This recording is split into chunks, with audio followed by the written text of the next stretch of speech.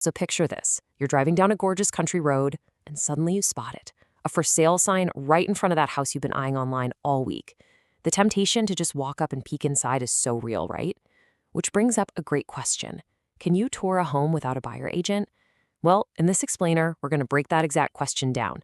If you're looking up in Northern New Hampshire, DeMers and the Northwoods property team help people navigate this exact scenario all the time.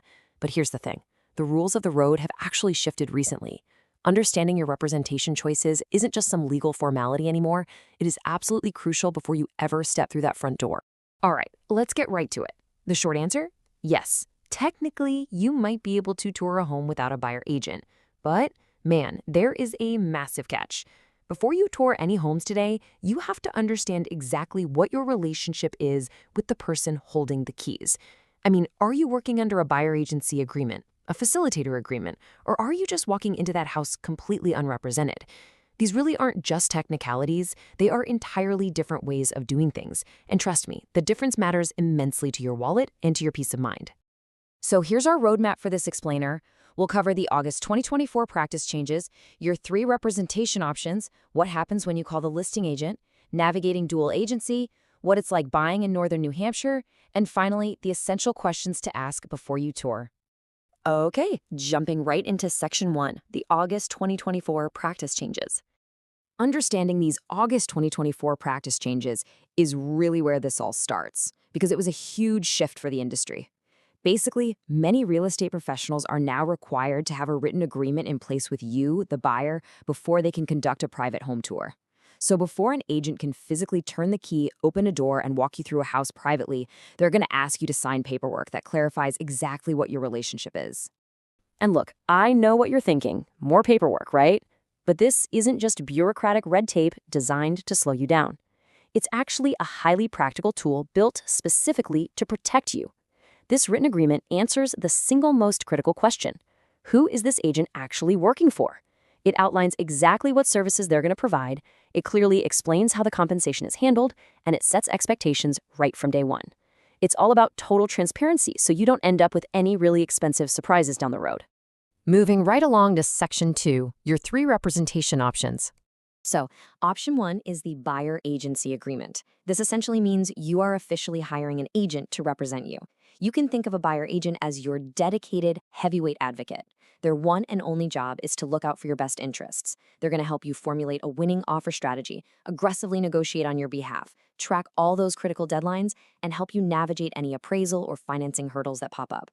Basically, they are in your corner 100%. Then we have Option 2, which is a facilitator agreement. Now, in New Hampshire, a facilitator can provide limited help just to keep the transaction moving forward. But here is the massive distinction you need to understand. They are not your agent. They don't represent you as a client. A facilitator can do process-related stuff, like filling in the blanks on a form if you tell them exactly what to write, but you absolutely cannot assume a facilitator is advocating for your best interests the way a true buyer agent would. So just boiling it down to the basics. On one side, you have the buyer agent, which equals full representation and total client advocacy. On the other side, the facilitator equals limited process help. The absolute most important takeaway here is that you need to know exactly what level of support you're agreeing to before you sign a single thing and walk into a home. Which brings us to Section 3, calling the listing agent. We see this happen all the time. You see a house, you absolutely love it, and you just pull out your phone and call the number on the yard sign. When you do that, you are often choosing to go in as an unrepresented buyer. And hey, you can absolutely choose to do this. But you have to understand one fundamental truth. The listing agent represents the seller. Their fiduciary duty, their legal obligation, is to get the absolute best deal for the seller. Just calling them up does not magically make them your agent. You really have to remember this phrase. Access is not the same as representation. Just because someone opens the front door for you, it does not mean they are looking out for you.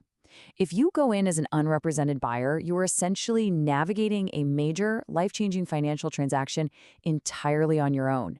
It's kind of like hiking into the deep wilderness without a map or a compass. You're handling your own strategy, your own advice, and your own due diligence. All right, Section 4, navigating dual agency. Now, here's where things can get a little bit tricky. It happens when you work directly with the listing agent or their brokerage. It's called dual agency. This means the same agent or brokerage is involved with both the buyer and the seller in the exact same transaction. Because this is obviously a very delicate balancing act, it absolutely requires explicit, informed consent from both parties. You have to sign off on it. It never just happens automatically. If you do decide to agree to dual agency, you really need to know the strict limitations involved. The agent essentially becomes more of a neutral referee. They have to treat both parties fairly, which means they literally cannot fully advocate for one side against the other. So for example, a dual agent cannot tell you how low the seller is willing to go, and they can't tell the seller how high you're willing to go. It is simply not the same as having an exclusive buyer agent fighting solely for you. Section 5, Buying in Northern New Hampshire. So why does all of this matter so deeply? Well, let's look at the local landscape. Buying a home in Northern New Hampshire is rarely as simple as just buying a cookie-cutter house in the suburbs. You're out there evaluating older homes with unique quirks, testing private wells and septic systems, and navigating private roads, long driveways, and massive acreage. Not to mention the diverse heating systems, oil, propane, wood, pellet, you name it. A buyer looking at a rural property in Stark or Stratford has entirely different risk factors than someone looking in Lancaster or Northumberland. So when you find yourself asking, can you tour a home without a buyer agent? Understanding August 2024 practice changes, buyer agency agreements, facilitator agreements, and dual agency in Northern New Hampshire is just absolutely invaluable. Having someone who knows how to deal with these complex, diverse properties makes all the difference. Finally, Section 6, Questions before you tour. Okay, here is your actionable toolkit. Before you sign a single document or tour a single home, you need to ask the agent these 4 questions directly. Ready? Number 1, who do you represent in this transaction? Number 2, am I signing a buyer agency agreement or a facilitator agreement? Number 3, what specific services are actually included? And number 4, what happens if dual agency comes up? As Nick DeMers always advises, never ever be afraid to ask these questions. Clarity kills confusion. To wrap up this explainer, the Northwoods property team really encourages you to take the time to truly understand your agency relationship before you start touring houses. This is especially true in a unique, rugged market like Northern New Hampshire. Ultimately, it all comes down to confidence. So I'm going to leave you with this final thought. When you walk through that very next front door, are you completely certain who is really in your corner? Thanks for watching. I hope this helped make the real estate process a little more clear for you. If you liked what you saw, give the channel a like and subscribe, and be sure to check out more videos on Real Estate 101. I'll be answering questions that sellers and buyers in today's market have on their mind. And if you have a question, drop it in the comments. I'm Nick DeMers with the Northwoods property team, and we'll see you next time.